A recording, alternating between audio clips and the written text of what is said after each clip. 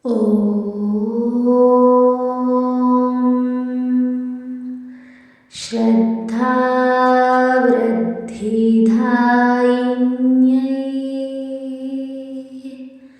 नमः।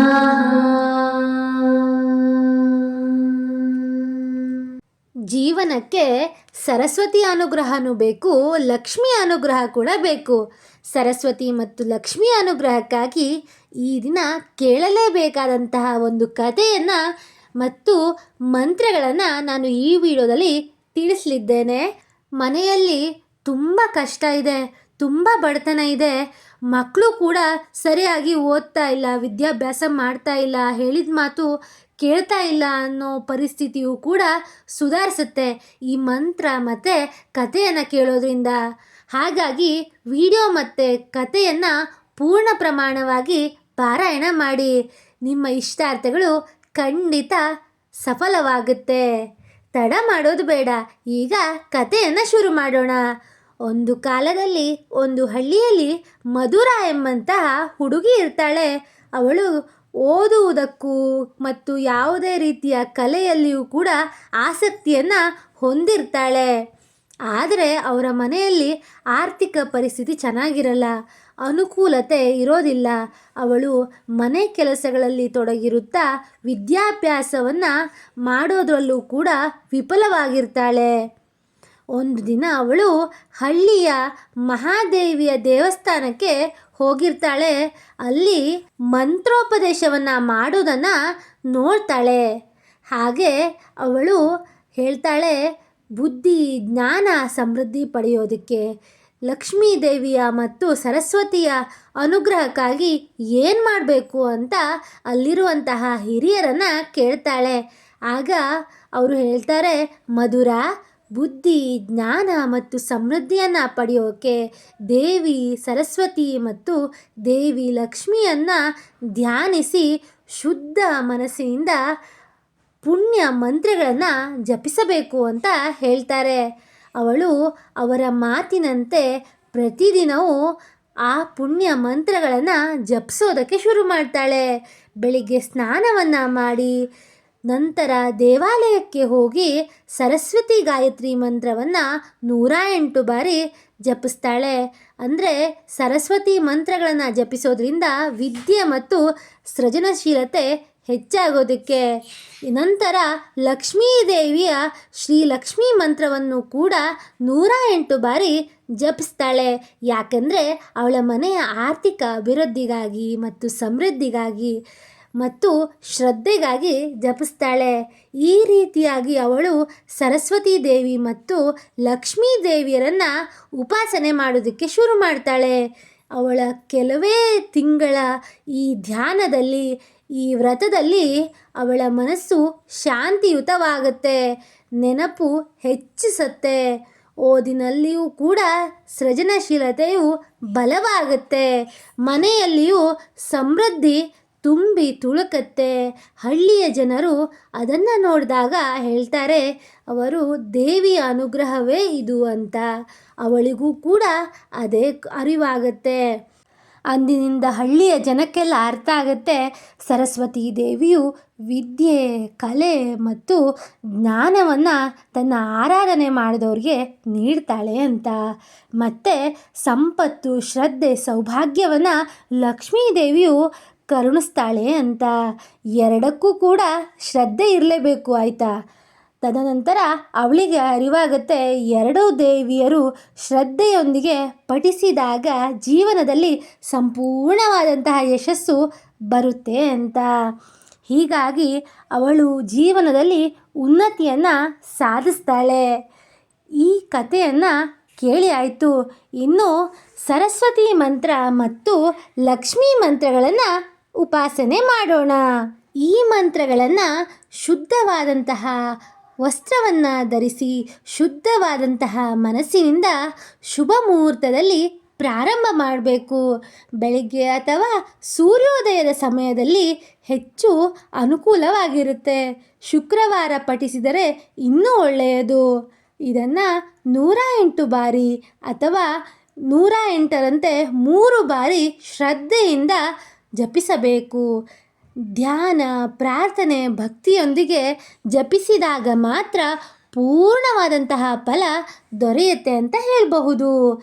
ವಿದ್ಯೆ ಬೇಕಾದರೆ ಸರಸ್ವತಿ ಮಂತ್ರವನ್ನು ಧ್ಯಾನಿಸಬೇಕು. ಸಂಪತ್ತು ಮತ್ತು ಸಮೃದ್ಧಿ ಬೇಕಾದರೆ ಲಕ್ಷ್ಮೀದೇವಿ ಮಂತ್ರವನ್ನು ಧ್ಯಾನಿಸಬೇಕು. ಎರಡೂ ದೇವಿಯರ ಅನುಗ್ರಹದಿಂದ ಶ್ರದ್ಧೆ, ಜ್ಞಾನ, ಸಮೃದ್ಧಿ, ಸೃಜನಶೀಲತೆ ಎಲ್ಲವೂ ಬೇಕು.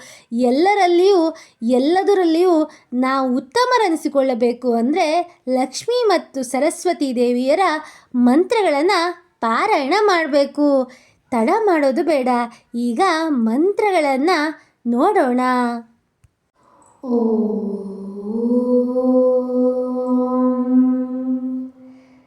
ಸರ್ವಸಿದ್ಧಿಪ್ರದಾಯಿನ್ಯೈ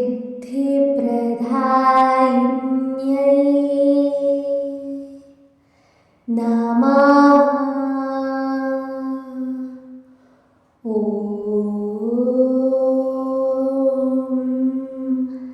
ಸರ್ವಜ್ಞಾನಪ್ರದಾಯಿನ್ಯೈ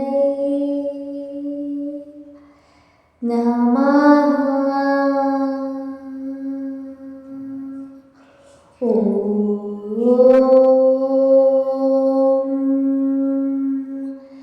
ಸರ್ವಸೌಭಾಗ್ಯದಾಯಿನ್ಯೈ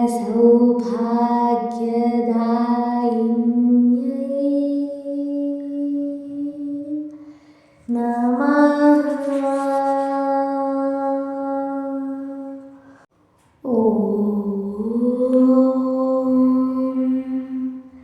ಮಹಾಸರ್ವಜ್ಞಾನಪ್ರದಾಯಿನ್ಯೈ ನಮಃ.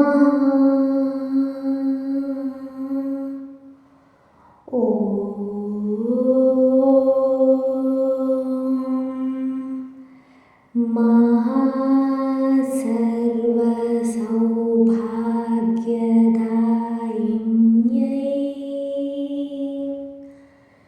ನಮಃ.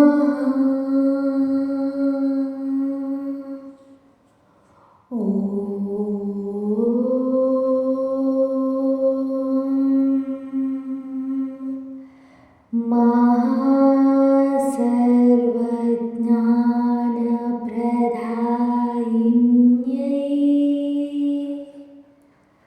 ನಮಃ.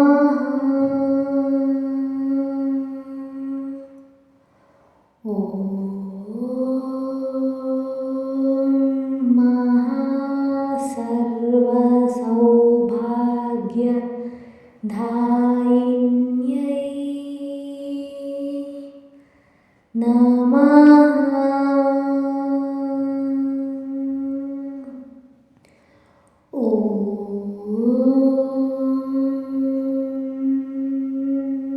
ಮಹಾಸರ್ವಜ್ಞಾನಪ್ರದಾಯಿನ್ಯೈ ನಮಃ.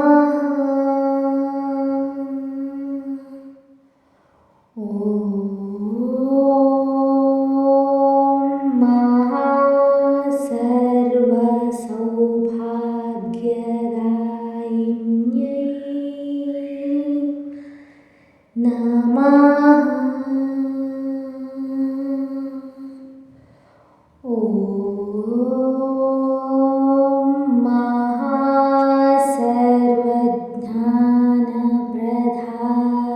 ಮಹಾಸರ್ವಜ್ಞಾನಪ್ರದಾಯಿನ್ಯೈ ನಮಃ.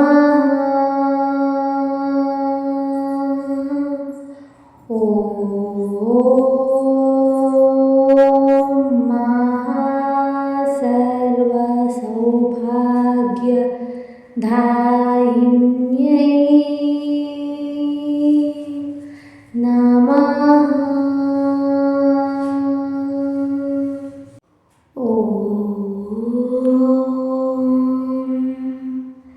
ಮಹಾಸರ್ವಜ್ಞಾನಪ್ರದಾಯಿನ್ಯೈ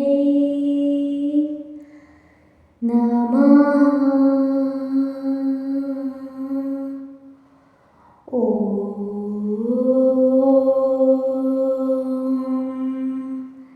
ಮಹಾಸರ್ವಜ್ಞಾನಪ್ರದಾಯಿನ್ಯೈ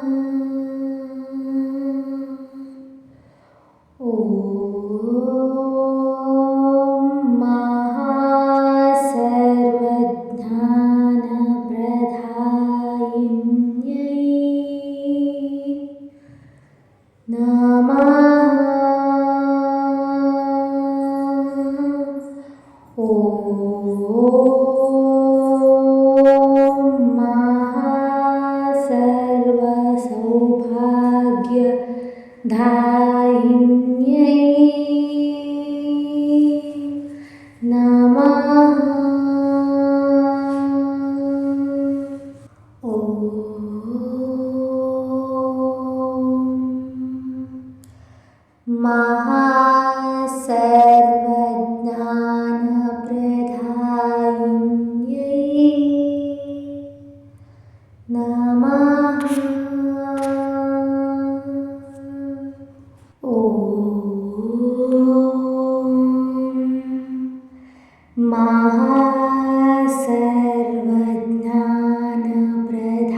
महासर्वज्ञानप्रदायिन्यै नमः। ॐ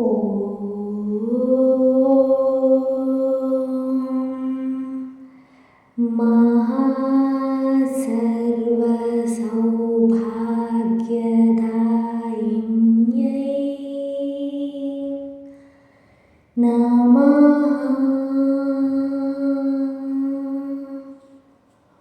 ॐ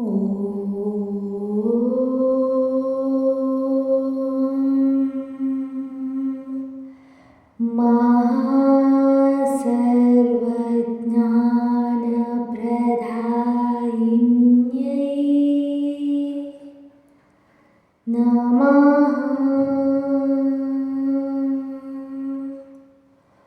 ॐ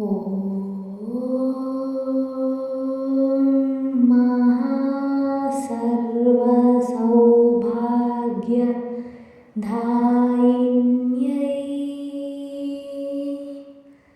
नमः।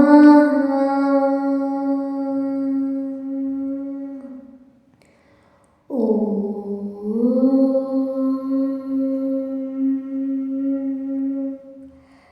महासर्वज्ञानप्रदायिन्यै नमः। ॐ महासर्वसौभाग्यदायिन्यै नमः। ॐ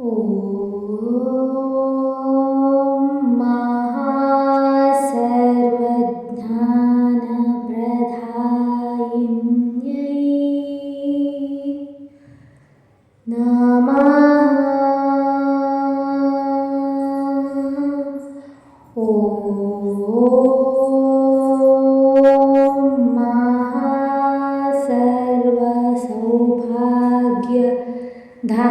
महासर्वसौभाग्यदायिन्यै नमः। ॐ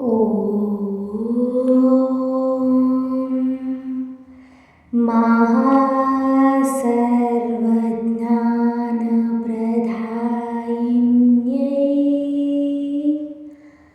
नमः। ॐ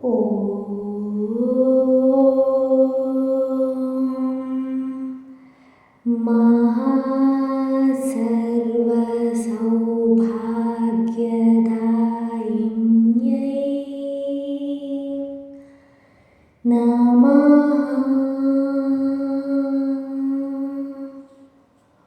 ॐ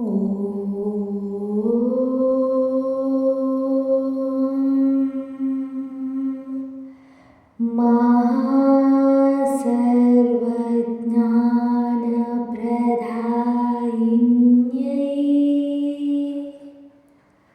नमः।